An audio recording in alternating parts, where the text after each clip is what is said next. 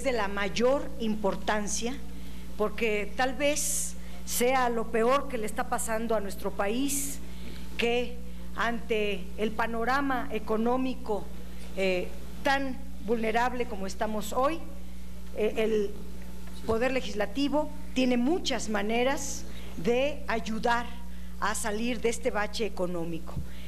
En los 2 primeros años de la administración, la economía ha crecido 1.7% en promedio, menos de la mitad de lo que crecía en 2012. En 2014, el crecimiento económico, por lo tanto, fue notoriamente insuficiente para lograr la meta que se había comprometido.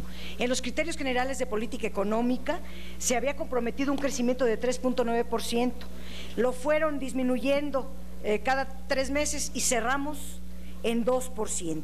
Y para 2015, en los criterios de política económica, se estimó un crecimiento de 3.7%, apenas había pasado 3 meses y lo bajaron a 3%.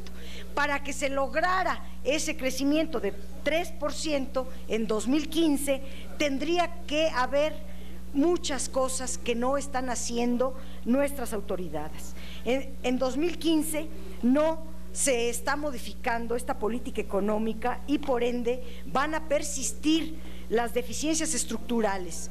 Una, por ejemplo, es la enorme dependencia de los factores externos no controlables por México y que deberíamos nosotros hacer un llamado de atención a las autoridades de nuestro país para que las exportaciones, principalmente Estados Unidos, sufran una modificación. Se pronostica que la economía estadounidense va a tener un buen año en 2015, un crecimiento de 3%, y que el impacto de ese crecimiento en las exportaciones mexicanas evidentemente va a ser muy limitado debido al bajo contenido nacional de nuestras exportaciones.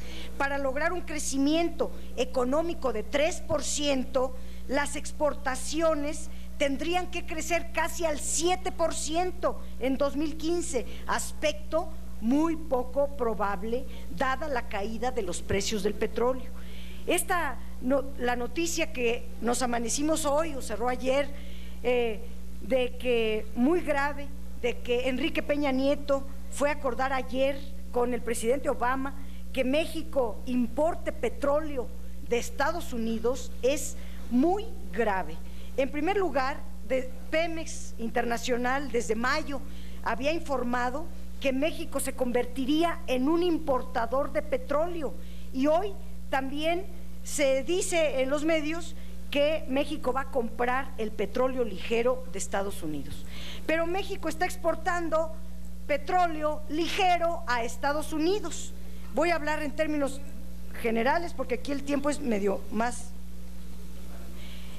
Estados Unidos ha aumentado la producción petrolera y vive un boom del oil shale, y aunque sigue sin alcanzar su producción, y aquí cabe señalar que México produce más petróleo que su demanda requiere, y aunque Estados Unidos necesita más petróleo y sigue dependiendo de importaciones de Venezuela, de Canadá, de México, de Arabia Saudita, resulta ilógico, fuera de todo balance energético, que por un lado México exporte su mejor petróleo, su petróleo ligero, el extraligero, que es el Istmo y el Olmeca, y por el otro se dedique a comprar petróleo ligero a Estados Unidos. ¿En qué razonamiento cabe eso? ¿Cómo puede admitirse este absurdo? El rendimiento del crudo ligero es mucho mayor al pesado. Por ejemplo, con el crudo ligero Istmo se obtiene el 26% de gasolina, con el mismo crudo pesado Maya se obtiene el 15.7% de gasolina, es decir, con la misma cantidad de petróleo se produce más gasolina y por lo tanto, aunque el precio del crudo ligero es mayor que el del pesado, su rentabilidad es mayor. Exportamos crudo ligero y ahora vamos a importar crudo ligero. Pues mejor no exportemos crudo ligero en la proporción que se piensa importar crudo ligero. Eso es más lógico. dijo el director de Pemex que eran 100,000 barriles diarios.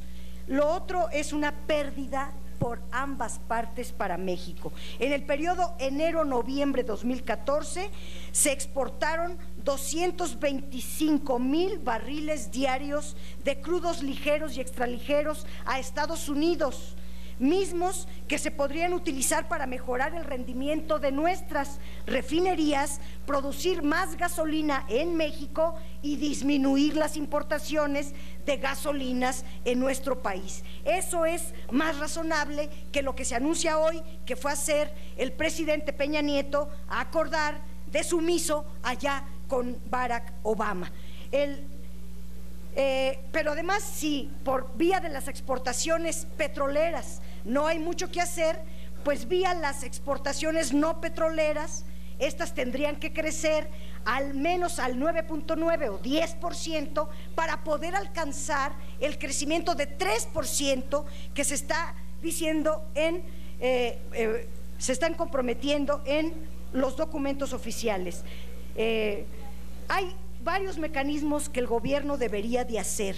En primer lugar, fortalecer el mercado interno, porque este es un enorme potencial económico de México y podría ser lo suficientemente sólido y grande por muchas razones, pero una es porque tenemos una población de 120 millones de personas y además se tiene enormes potencialidades turísticas, en el campo, en la industria, en muchas otras cosas. Pero la pobreza, la desigualdad, los bajos salarios, la baja calidad en el empleo, la escasez de los empleos, todo ello hace que nuestro mercado interno sea extremadamente débil. Para 2015 no hay evidencia de que esta situación quiera modificarse. Además está el desempleo y los bajos salarios. Decía apenas en su mensaje de Año Nuevo Enrique Peña Nieto que se crearon miles de empleos formales. Falso. Se regularizaron muchos que simplemente se dieron de alta en el Seguro Social, y los que se crearon son de muy baja calidad, no más de 2 salarios mínimos. Y si acaso se lograra en 2015 un crecimiento de 3%, cosa improbable, se podrían apenas generar unos 600,000 salarios. Está la ausencia de una política industrial, la ausencia de una política hacia el campo que está completamente en el olvido, y hay muchos signos poco alentadores. Estoy saltándome muchos temas, pero en particular esta caída de los precios del petróleo, la reducción en la plataforma de producción del petróleo. Estamos perdiendo ya 55% del petróleo, de los ingresos petroleros, y se dice por las autoridades que no importa porque contratamos coberturas petroleras, pero las coberturas petroleras no alcanzan para cubrir la pérdida del 100% de los ingresos petroleros. Ya del Fondo de Estabilización de los Ingresos Petroleros. Sí, permítame, senadora. Sí. Diputado Pacheco. Al tiempo que tenemos en el reglamento correspondiente. Gracias. Gracias, senadora. Le rogaríamos concluyera. Han pasado 3 minutos y medio ya del tiempo establecido. Sí, pero concluir. El Parlamento es para hablar y ni siquiera para eso sirve, porque ni para comparecer ni para nada. Aquí es todo muy light. Pero haciendo eco de su recomendación, presidente, diría que se aprobó lamentablemente en la Ley de Responsabilidad Hacendaria que con coberturas solo se pueda pagar 228 millones de barriles de los 398 millones de barriles que se piensa exportar en el 2015. Entonces, ¿por qué permitimos que las autoridades engañen a la opinión pública, a la población, diciendo que las coberturas cubren la totalidad de los ingresos, si en la propia ley está prohibido? Hay un tope, hay un máximo de lo que se puede aprobar. Son muchos temas. Está el tema de Banjico, el aumento de las tasas de interés que se están decretando para impedir la fuga de capitales, está el tema de la inflación.